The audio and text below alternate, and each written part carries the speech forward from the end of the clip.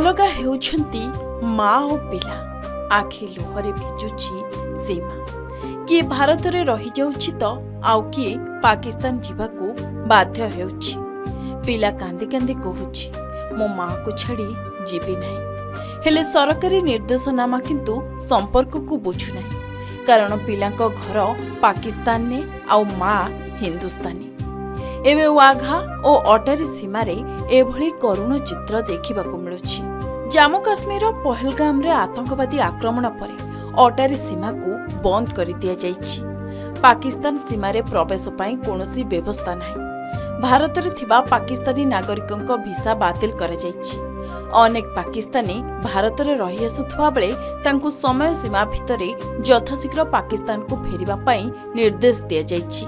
एहारे भितरे किंतु भारत पाकिस्तान सीमार एभली करुण दृश्य परिस्थिति को खूब गंभीर करि तोलिछि। आउ एही समय रे एक हृदयस्पर्शी कहानी सामना को आसीछि। अनेक पाकिस्तानी पिलांकु सेमानंको माँ ठारू अलगा करा जाइछि।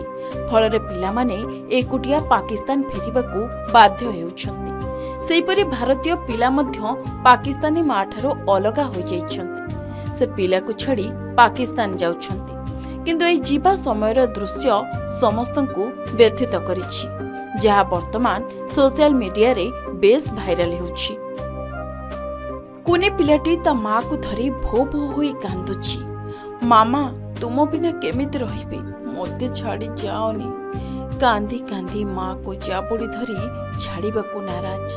जो दृश्य देखिले आखिरो धार धार लुह बोहिजिब। गणमाध्यम सम्मुखरे कुनी बालकर माँ कहउछंती मु 10 वर्ष पूर्व दिल्ली रे विवाह करिथिली।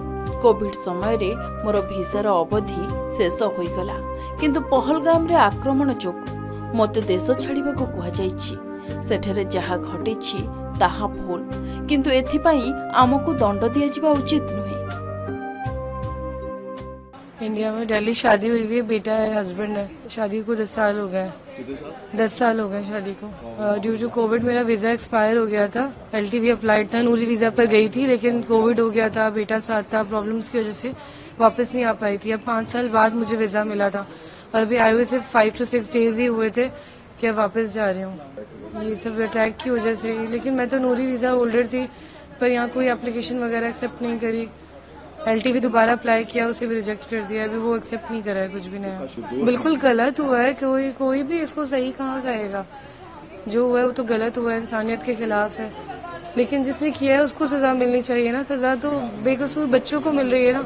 हम तो बड़े हैं फिर भी, लेकिन बच्चे की लाइफ खराब हो रही है और इसके जैसे कितने बच्चे होंगे जिनकी लाइफ खराब हो रही है। तो एटलीस्ट जिनकी शादियां हुई हैं उनको ना निकालें। बिजनेस के लिए आए हुए हैं या कोई और है, सार्क वीजा है, उनके लिए चले समझ आता है कि आप कह रहे, लेकिन गवर्नमेंट को इस पर थोड़ा सा देनी चाहिए रियायत। सेहिपरि 11 वर्षीय जैनब एवं 8 वर्षीय जानिस सेमानक आईन को भेटिबा पाई दिल्ली आसीथिले। एबे परिस्थिति एपरि होई जाइछि जे तांको तांको मांको ठारू अलगा होई पाकिस्तान फेरिबाकू पडुछि कारण तांको मांको पाखरे भारतीय पासपोर्ट अछि जेतेबेले कि पिला माने पाकिस्तान नागरिक। जैनब कहउछंती जे से तांको मांको बिना फेरी आसुछि। मोर हृदय भांगी जाइछि। एही झियटी घरु तांको बापा मांको सह भारत आसीथिला एवं एबे मां बिना पाकिस्तान फेरी जाउछंती। जैनब आउरी मध्य कहउछंती एबे मो मां फेरी परिबे नाही। मांको पाखरे भारतीय पासपोर्ट अछि एवं आम समस्तंको पाखरे पाकिस्तानी पासपोर्ट। मां बिना बंचिबा बहुत कष्टकर। निर्दोष लोकंकु हत्या करिथिबा आतंकवादी मानंकु कठोरतम दंड दियाजिबा उचित। एते कठोर दंड दियाजिबा दरकार जे सेमाने एहाकु सारा जीवन मने रखिबे। अति कम रे आम परि साधारण लोकंकु हैरान न हेबाकू पड़िबो। कुनी मोहम्मद आलायन को कहानी मध्य भिन्न नुहे। आलायन कहिसंती जे मो मां को भारत रे छाड़ी दिया जाउछि एवं मु एका पाकिस्तान जाउछि। आलायन आउरी कहिसंती मो मां को पाखरे भारतीय पासपोर्ट अछि बोली से भारत रे रहुचंती। मो मां बिना फेरी जाउछि। मो मां बिना बंची पारिबि नाही। मु आवेदन करूछि जे मो मां को पाकिस्तान आसीबाकू अनुमति दिया जाऊ। आलायन को बापा मोहम्मद इरफान कहिसंती जे तांको परिवार गत मासरे कराची रु भारत आसीथिले। एबे से तांको पिलामानंक सहित पाकिस्तान फेरुछंती, किंतु तांको स्त्री नबिलांक पाखरे भारतीय पासपोर्ट अछि। सेथिपई तांको भारत रे रहिबाकू पड़िबो। मो पिलामानंक हृदय भांगी जाइछि। आतंकवादी माने आम जीवन को नष्ट कर दैछंती। एही आतंकवादी मानंक विरुद्ध रे कठोर कार्यानुष्ठान ग्रहण कराजिबा उचित। सेहिपरि मोहम्मद इमरान तांको स्त्री एवं पिलामानंक सहित भारत आसीथिले। से कहिसंती मो पत्नी शर्मिन गत 18 वर्ष धरी पाकिस्तान ने रहुथिले, किंतु आज तांको पाकिस्तान फेरिबाकू अनुमति दिया जाउ नाही, कारण तांको पाखरे भारतीय वीसा अछि। आमे बहुत फसी जाइछु। प्रधानमंत्री मोदी आमको साहाय्य करबाकू अनुरोध करुछु। पिलामाने तांको मां बिना रही परिबे नाही। एभली परिस्थिति को नहीं जम्मू कश्मीर वरिष्ठ नेत्री मेहबूबा मुफ्ती मध्य प्रतिक्रिया रखिछंती। नेचुरली कितना बड़ा हादसा हुआ जिसमें इतने सारे लोग, बेगुनाह लोग मारे गए, तो नेचुरली उसमें पूरा माहौल ही बदल जाता है और ऐसे कुछ चीजें हो जाती हैं जिसकी एक्सपेक्टेशन नहीं होती है हमें।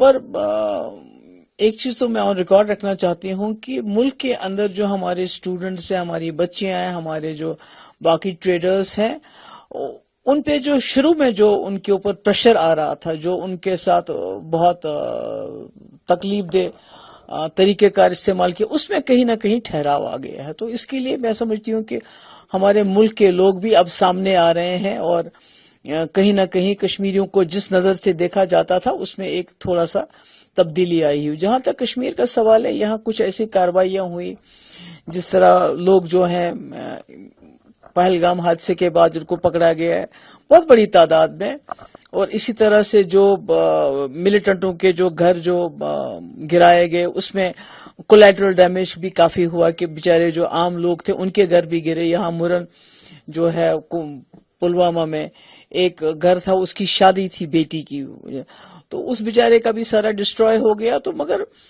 मेरी गुजारिश है होम मिनिस्टर साहब से कि हम समझते हैं, हम तकलीफ को समझते हैं, हम इस तकलीफ को महसूस करते हैं। तो पूरे मुल्क में गुस्सा है, मगर जम्मू कश्मीर के लोग जो उन्होंने इस तकलीफ को 30-35 साल से बर्दाश्त किया और हम समझते हैं इस बात को। तो ऐसा होना चाहिए कि जैसे जो मिलिटेंट्स के साथ डील करते हुए ये जरूरी है कि ध्यान रखा जाए कि आम लोगों के घर न गिराया जाए। और इसी तरह जो आपने एक एडवाइजरी की है कि जो लोग यहाँ बाहर से आए हुए हैं, पाकिस्तान से आए हुए, तो उसमें कोई ऐसे लोग हैं, ऐसी औरतें हैं जिनकी शादी 30 साल 40 साल पहले हुई है, या मतलब जिनके बच्चे हैं, ग्रैंड चिल्ड्रन हैं, उनका घर तो हिंदुस्तान है, वो तो अपने आप को हिंदुस्तानी समझते हैं, वो इस वक्त इस उम्र में कहाँ जाएंगे।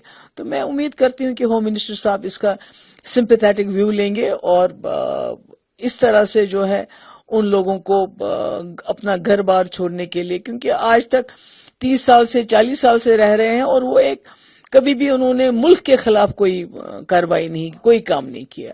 तो एक अच्छे शहरी की तरह वो हमारे साथ मिलजुल के रहें और वो अपने आप को हिंदुस्तानी तस्वुर करते हैं, वो अपने आप को पाकिस्तानी नहीं मानते हैं। तेबे परिस्थिति अनुसार सरकार निष्पत्ति नेइछंती, जाहाकू उभय देशर नागरिकों को मानिबाकू हेबो, कारण एथिरे देशर सुरक्षा और सम्मानर कथा रहिछि। ब्यूरो रिपोर्ट, के न्यूज ओडिशा।